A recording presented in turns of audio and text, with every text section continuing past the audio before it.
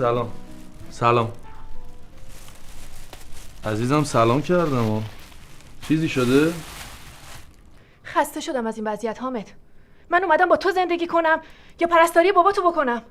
بهت گفتم بذارش خانه سالمندان. آرومتر، داره میشنوه. جلو بچه زشتی این حرف رو میزنی. خب بشنوه. من دیگه تحمل ندارم. اینو قبلا هم بهت گفته بودم. اگه این کار انجام نمیدی منم دیگه به این زندگی ادامه نمیدم. این حرف آخرم. عزیزم پدرمه، اون به جز من کسی رو نداره. لطفا این حرف رو نزن، خواهش میکنم. من براش پرستار میارم. همین که گفتم.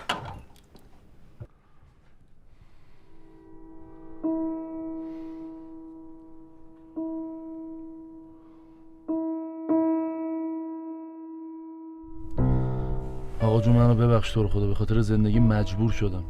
از مهشیدم دلگیر نشو، اون زن خوبیه. سپردم قرصاتو سر وقت بهت بدن. هر چیزی هم نیاز داشتی بهشون بگو، بهم زنگ بزنن. هر هفته هم میام بهت سر میزنم. منو ببخش.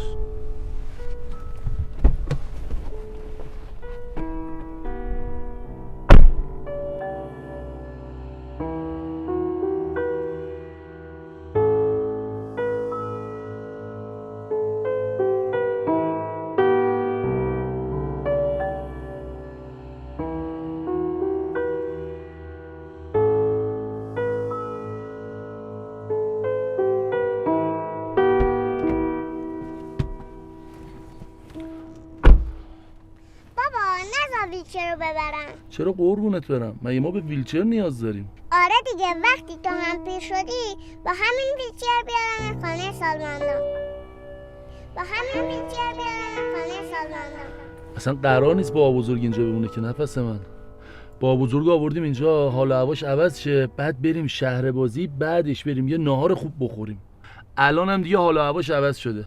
میرم برش دارم بیارم. باشه؟ قربونت برم. پدر یعنی شونه مردانه،